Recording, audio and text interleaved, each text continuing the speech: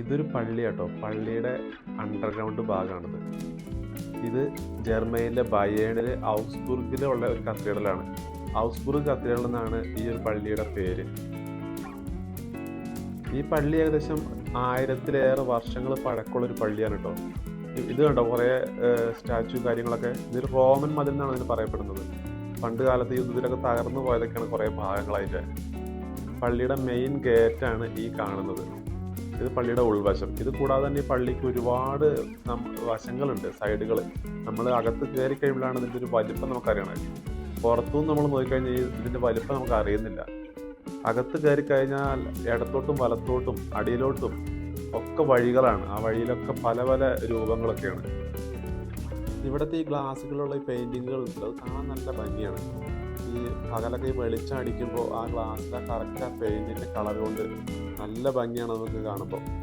പിന്നെ ഇത് ഈ അണ്ടർഗ്രൗണ്ട്, ഇത് എന്തിനുള്ളതെന്നറിയില്ല. ഇത് കണ്ടാൽ ചെറുതാണെന്ന് തോന്നുന്നില്ല, അത്യാവശ്യം നല്ല വലുപ്പമുണ്ട്, അത്യാവശ്യം ഹൈറ്റും ഉണ്ട്. ഇതിന് ഏകദേശം 6 അടിയിലേറെ പൊക്കമുണ്ട്. ഇതിന് കണ്ടു കഴിഞ്ഞാൽ നമുക്ക് തീരെ ചെറുതാണ്, ഇടുങ്ങിയതാണെന്നൊക്കെ തോന്നും. അങ്ങനെയൊന്നുമല്ല, നല്ല വിശാലമായിട്ടുള്ളൊരു ഏരിയയാണിത്. ഇവിടെ തന്നെ ഇപ്പോൾ കുർബാനയ്ക്കാണോ എന്തിനാണെന്നല്ല, ഇവിടെ ആൾക്കാരെ പോലെ മേശ സെറ്റ് ചെയ്തിട്ടുണ്ട്. കൂടുതലും പഴയ കാലത്ത് ആ ഒരു ലാംഗ്വേജൊക്കെയാണ് എഴുതി വെച്ചിരിക്കുന്നത്. അതുകൊണ്ട് പ്രത്യേകിച്ച് വായിക്കാനൊന്നും കഴിയില്ല എന്താണ് എഴുതി വെച്ചത്. കല്ലിൽ കൊത്തി വെച്ചതുകൊണ്ട് അത്ര വിശദമായിട്ട് നമുക്ക് അറിയില്ല അതെന്താ എഴുതി വെച്ചത്. ഇതവിടെ കണ്ടൊരു മെഴുകുതിരി കേട്ടോ, പ്രത്യേക സ്റ്റൈലിലുള്ളൊരു മെഴുകുതിരിയാണ്.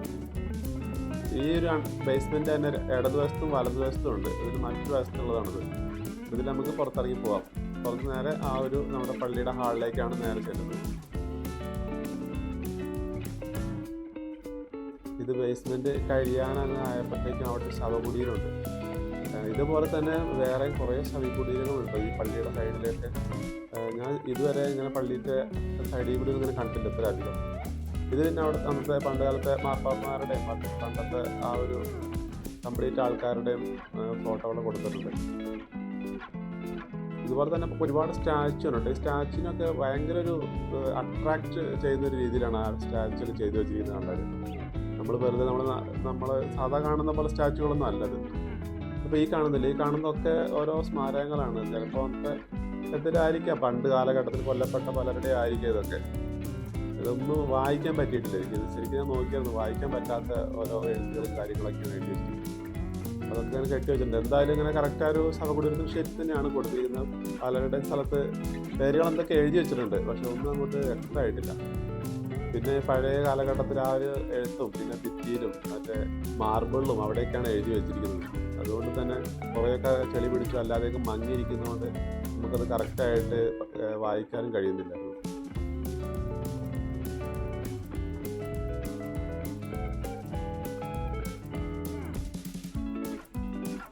ഇതിങ്ങനെ നടന്നു പോകുന്ന വഴിക്കൊക്കെ ഉണ്ടോ പലതും കാണുന്നതൊക്കെ. ഇപ്പം നമ്മൾ നടക്കുന്ന ആ പാസേജിലൊക്കെയാണ് ഇങ്ങനെ ഓരോ ഇത് കാണുന്നത്. പിന്നെ ഇവിടെ തന്നെ അന്നത്തെ പ്രവാചകന്മാരുടെ കുറേ നമ്മുടെ പെയിൻറ്റിങ്ങുകൾ കൊടുത്തിട്ടുണ്ട്. അതിൻ്റെയാണ് ഈ ഗ്ലാസിൻ്റെ അവിടെ കണ്ട പെയിൻറ്റിങ്ങുകൾ. അന്നത്തെ മോശ പ്രവാചകൻ്റെ, അതുപോലെ തന്നെ ഏലിയ പ്രവാചകൻ, പല പ്രവാചകന്മാരുടെയും കൊടുത്തിട്ടുണ്ട് അവിടെ. അതൊക്കെ ഈ ഗ്ലാസ്സിൽ തന്നെയാണ് പെയിൻറ്റുകളൊക്കെ ചെയ്തിരിക്കുന്നത്.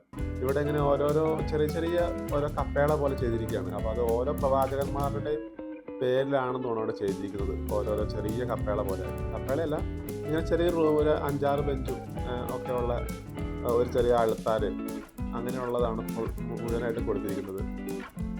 അതൊന്നും എനിക്ക് അധികം വായിക്കാനും അതുപോലെ വിശദീകരിക്കാനും പറ്റിയിട്ടില്ല. അതൊന്നും എന്തായാലും ഇത് ഭയങ്കര ഒരു കാഴ്ചയായിരുന്നു. മുൻപുള്ള പള്ളികളിൽ ഇങ്ങനത്തെ ഒരു കാഴ്ചകളും ഞാൻ കണ്ടിട്ടില്ലായിരുന്നു.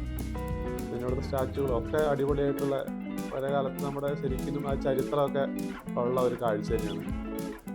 അപ്പോൾ അടുത്ത വീഡിയോയിൽ കാണുന്നവരെ എല്ലാവർക്കും ബൈ.